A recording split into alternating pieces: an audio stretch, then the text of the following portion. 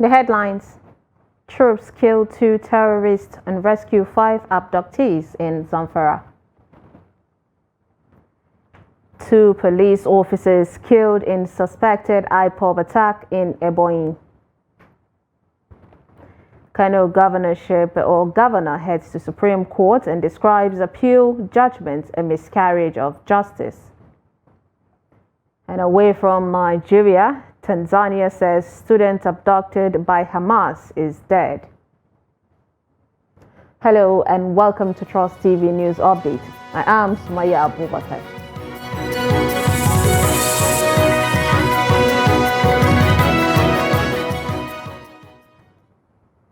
Thank you for joining us. We start with security. In an intensified clearance operations against the terrorists and bandits in Northeast State, the troops of the Joint Task Force Northwest Operation Hadarin Daji have neutralized 2 terrorists and rescued 5 abductees in Zamfara State. The spokesperson for the Operation Hadarin Daji, Captain Yahya Ibrahim, said this on Friday in a statement made available to newsmen. According to him, the troops carried out a coordinated clearance operation on terrorist enclaves on November 16th and 17th at Tugan Gama, Tugan Hausawa, Tugan Nabaru, Yersabia and Dajin Yanayin Kari in the Ankara local government area of Zamfara State. During the operation, the troops encountered and neutralized 2 armed terrorists while others escaped from gunshot wounds. Similarly, the troops reportedly rescued swiftly and timely to a distress call of an armed bandit attack on the Yarukoria community in Wuya district, Ankara local government area. 5 victims, which include a child, 2 females and 3 males, were successfully rescued and reunited with their families, the statement added. Gunmen have invaded Kwayamawa village and abducted a businessman in Dutse local government area of Jigawa State. A resident said the incident occurred on Friday morning. He said the gunmen, armed with dangerous weapons, went to the house of the victim and took him away to an unknown destination after collecting the sum of 3 million naira. Police spokesman, Deputy Superintendent of Police Lawan Shisu, confirmed the incident. Shisu said efforts by the police were on to ensure the victims is rescued unharmed. He appealed to residents to help the police with any useful information that will help in arresting the suspects. Now, this is coming weeks after gunmen abducted 2 wives of Kiawa local government chairman. The operatives of the Nigerian police have arrested 4 suspects who allegedly killed a 16-year-old boy in Gombe State. Alamin Ahmadu Maishinkafa was brutally murdered and buried in a shallow grave in the bush. The suspects, led by a disgruntled employee of Alamin's father, Ahmadu Ibrahim Bello, kidnapped the victim and demanded a ransom of 5 million naira. Ibrahim Ismail reports. The 4 suspected killers of Alamin Maishinkafa ran out of luck as they were apprehended by operatives of the Nigeria Police Force, Gombe State Command. The suspects were said to have kidnapped the victim, initially demanding the sum of 5 million naira as ransom. Unfortunately, the suspected killers had murdered the boy when the money was not paid. On receipt of the complaint, the anti-kidnapping unit, led by the OC, swung into action and succeeded in arresting the above-named suspects and immediately commenced an investigation. Further investigation revealed that one of the suspects, by name Ahmadu Ibrahim, who works at a rice mill company under the father of the victim, was the mastermind behind the kidnap of the victim. 25-year-old Ahmadu Ibrahim Bello, the prime suspect, is a disgruntled employee of Alamin's father. He and the 3 other suspects confessed to the crime, expressing regret over their actions. I slapped and smacked him down. I strangled and killed him. The police also arrested other suspects for various offenses including culpable homicide, attempted kidnapping, and theft of railway tracks. Ibrahim Ismail, Trust TV News, Gombe. Suspected hoodlums on Friday attacked a police patrol and shot 2 officers dead in Ebonyi.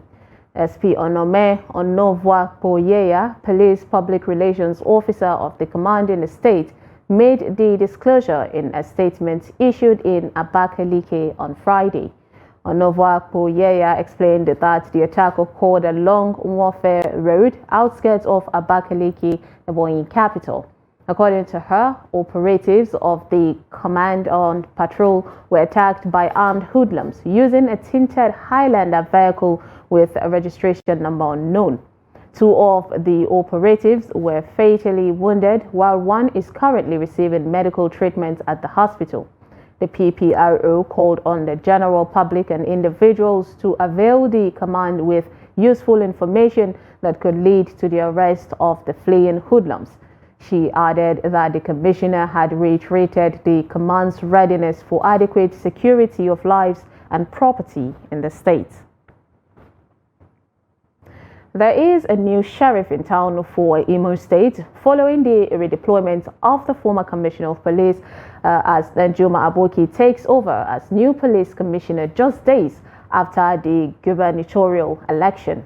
The new police boss is talking tough on leading the fight against corruption within the force with the aim of sanitizing the system. Trust TV's Ajibade Praise has the details. Imo State Police Command has new boss, and on his arrival, CP Danjuma Aboki has hit the ground running by visiting various markets and other public places in the state as part of an inspection tour of police checkpoints and outposts. The new police commissioner restated the commitment of the police in building public confidence and support while reiterating the zero-tolerance policy of the force regarding corrupt officers. Yes, sir. Yes, sir. After this briefing, I'm going to circulate my number. Yes, sir. Yes, sir. Power. Policemen and other security agencies, they have no right to search your handsets. They have no right to search your laptops. Anybody caught will be severely dealt with.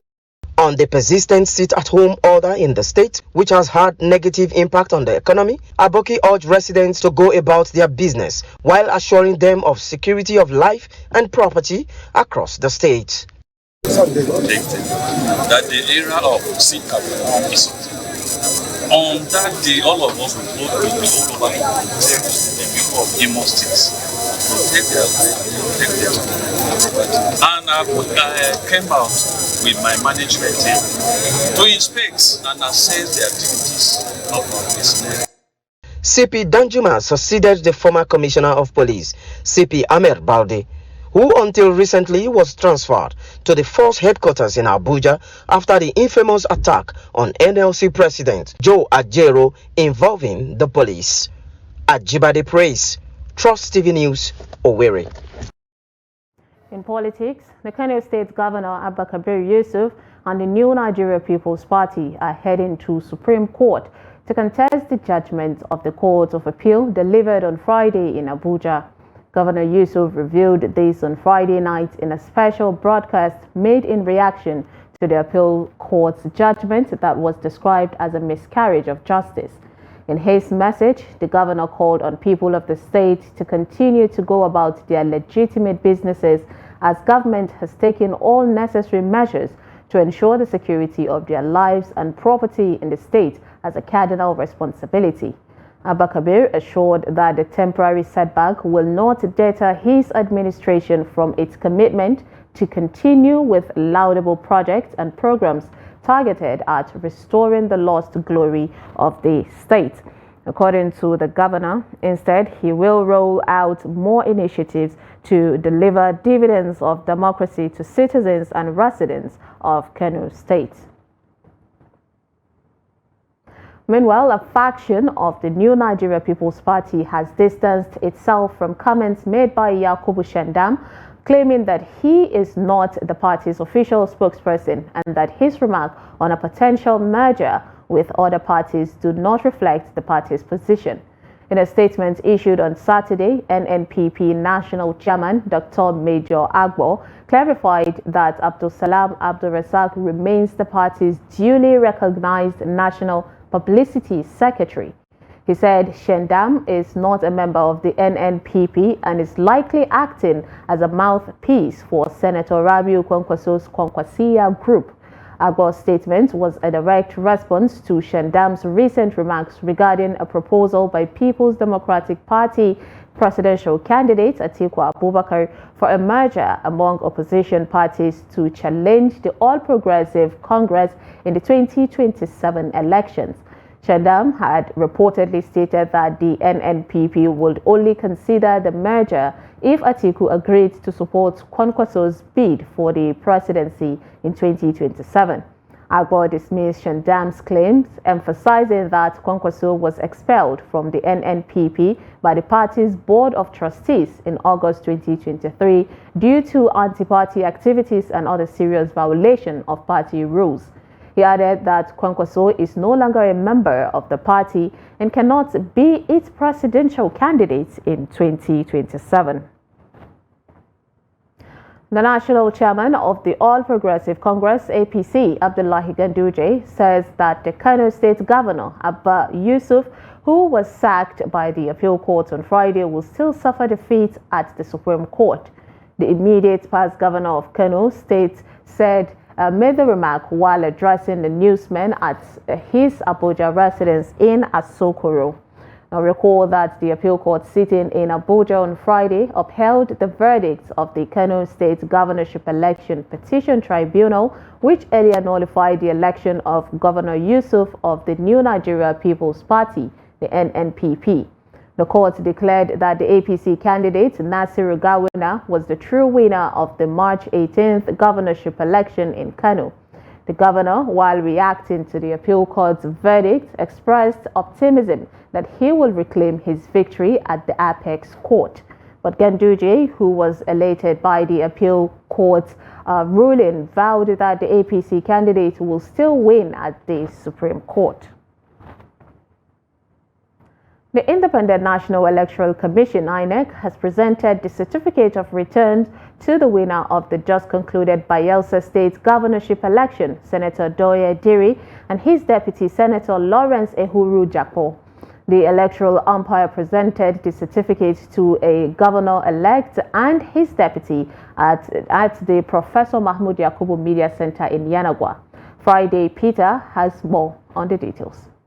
Of the certificate of return is the last lap of the conduct of elections. It is proof that elections have been successfully concluded. It is not surprising that the governor-elect is excited. He commends the electoral body, security agencies, and President Bola Ahmed Tinubu for creating an enabling grant for the will of the people to prevail. Governor Doyeduri is also appreciating all Bayelsans for giving him and his deputy the mandate to continue in consolidating in their achievement of development. I want to appreciate the electorate, the people of Bayelsa State, for standing behind what they believe was a government that has performed and must go into a second tenure. And we are happy that INEC and the security agencies working together have been able to deliver this. Our fear in this state was that the federal government is in another party, INEC is of the federal government, security agencies are of the federal government, and that was the morbid fear of all Bayelsans. But at the end of the day,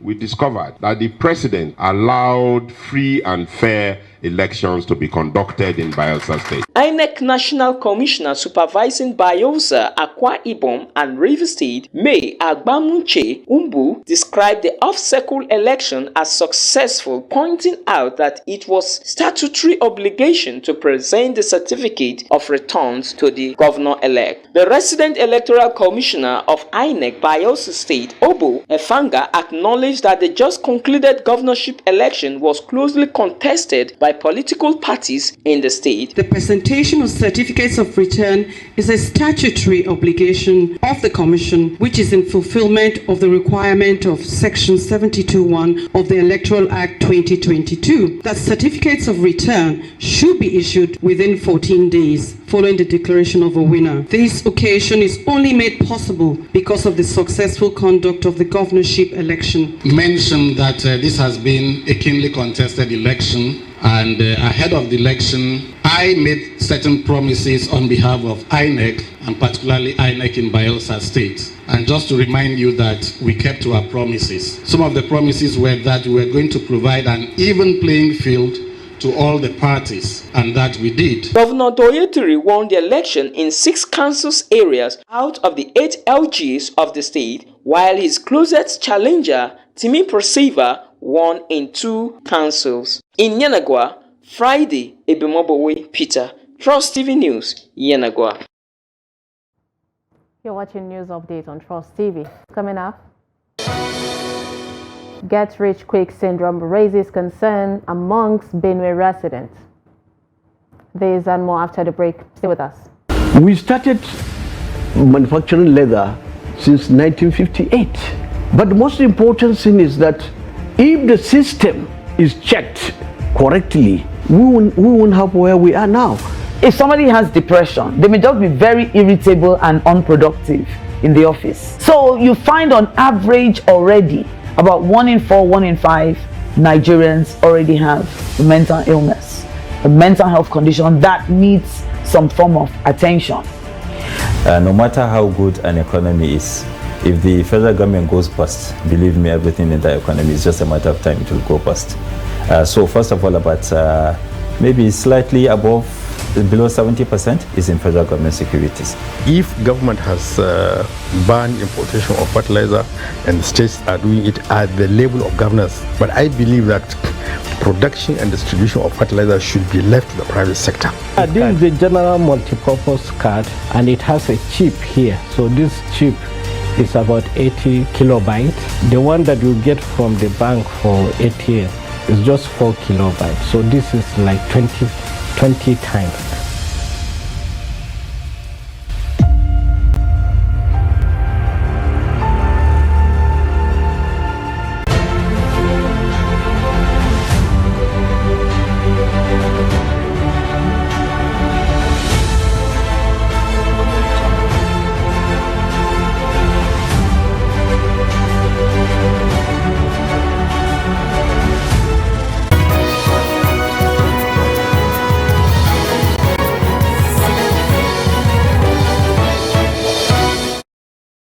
Welcome back. If you're just joining us, this is News Update on Trust TV. Here's a recap of our top stories.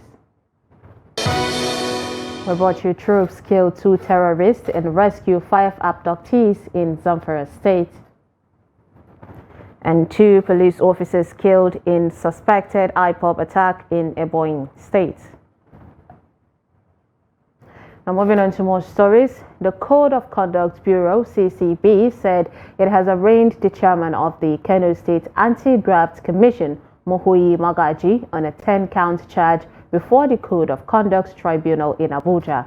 This is contained in a statement by the head of press CCB, Veronica Kato, who made available to newsmen in Abuja on Saturday. Kato said that the charges against Magaji bordered on alleged breaches of the Code of Conduct for public officers, conflict of interest, abuse of office, false asset declaration, bribery, accepting gifts, and others. She said that Magaji was arraigned before the tribunal on Thursday. Kato said investigations showed the existence of undisclosed bank accounts to the tune of 394 million naira, thereby raising suspicion of corruption. She said the defendant was, however, granted bail with a sum of 5 million naira and 2 sureties with properties within the FCT. The Economic and Financial Crimes Commission has released the 7 serving military personnel linked with alleged internet fraud, related fraud. The suspects, which include 1 army personnel and 6 from the Nigerian Army Force, were arrested by the Kaduna Zonal Office of the Anti-Graft Agency on Monday and were remanded in the custody of the Commission for further investigation and possible prosecution. However, the matter took a new twist on Friday morning as armed soldiers from the Nigerian Air Force invaded the EFCC office at number 4 Wurno Road in the Kaduna State capital to enforce the release of their colleagues from detention. The soldiers, who arrived at the EFCC office in 5 Hilux patrol vans at about 10 a.m., surrounded the main gate of the commission, thereby preventing the EFCC officials from going in or coming out of their offices. The situation led to a showdown between the Air Force personnel and EFCC security operatives, who engaged themselves in a shouting match and threatened to pull the trigger against each other. After nerves were calmed, the EFCC zonal head and leader of the Air Force team met briefly, after which the suspects were released. The scourge of internet fraud has been largely responsible for Nigeria's blemished image in the international community. There appears to be a new wave of what is popularly known as Yahoo Yahoo, which has become the go-to social vice of some Nigerian youth. Now, the get-rich-quick syndrome is pulling young Nigerians into a dangerous lifestyle. Jimmy and Sunday reports. Internet fraud has become a big industry that is filling the gaps of unemployment and poverty as young adults take to this life of crime to make ends meet. Materialism and a decaying value system in Nigeria means that youths want to get rich at all costs, no matter the risk. It's actually something that is happening real life, because these guys are out there to get rich at what extent, and they don't care to know the outcome of any situation. They don't care to know what will be the repercussion of what I'm about to do or what I'm about to go into. All they want is money, and they go into so many things, so many fraudulent activities just to get that money. I don't know where the pressure is coming from. Could it be from their parents or from their peer groups or people that are higher than them? The impact of this dangerous life of crime is sweeping across the country as stories emerge of teenagers showing interest in internet fraud as a means of earning a living. For me, I will not advise a young person to just have the idea of being rich in his head. First, as a young person, you need to educate yourself. Have the idea of going to school and becoming something in future, not for you just to wake up and say you want to be a rich person. That would lead you to involve yourself in what you do not supposed to involve. For residents, there's a need to reform society in order to curb the growing menace destroying Nigerian youths. Because as a young man, how will you feel that you can't provide for yourself and for your family if you don't defraud someone? That doesn't make you a man. You need to earn a honest living. You don't have to depend on, okay, I can only provide for myself except I defraud someone. Or I can only provide for my family unless I defraud someone. So when there are no people to defraud, when everybody now is white, the so-called white people are defrauding, they stop sending money, what will you do? So you have to go back to your drawing board, think and figure a way out. Despite efforts by law enforcement agencies to curtail the criminal activity on the internet, there is a large pool of young Nigerians being recruited into this life of crime. For now, residents hope that deterrence will be enough to nip the situation in the bud. Jimmy Azandi, Trust TV News, Makurdi. Away from Nigeria, Tanzania has announced the death of one of 2 nationals taken hostage by Hamas during the October 7th attack on Israel. The Israeli government had named 2 students from Tanzania among some 240 taken to the Gaza Strip. A statement from the Foreign Ministry confirmed the deaths but did not give details on how he died. Israel has vowed to destroy Hamas in response to the October 7th attack, which Israeli officials say killed about 1,200 people, most of them civilians, and saw about 240 hostages taken. The army's air and ground campaign has since killed 12,000 people, including 5,000 children, according to the Hamas government, which has ruled Gaza since 2007. Finally, in sports, National Football Association has announced the suspension of coaches' activities in the state to resolve the crisis rocking the association. Now, this is contained in a statement signed by Blessing David, the secretary to the Nasarawa FA chairman Usman Galadima, and made available to the newsmen in Kefi local government area of the state on Saturday. According to David, the crisis is impeding to the activities of the association, hence the immediate suspension of its activities until further notice. This is to pave the way for amicable resolution of the prolonged crisis and complaints from various local government chapters. He said other issues revolve around non-compliance with the mandatory annual affiliation requirements. David added that a 5-man committee will be constituted by the Nasarawa State FA to investigate and conduct fresh election from local government to state level. And with that, we wrap up news update on Trust TV. Do not forget to follow us across all our social media platforms and join our YouTube live stream for more news programs and documentaries. I am Sumaya Abubakar. Thanks for watching.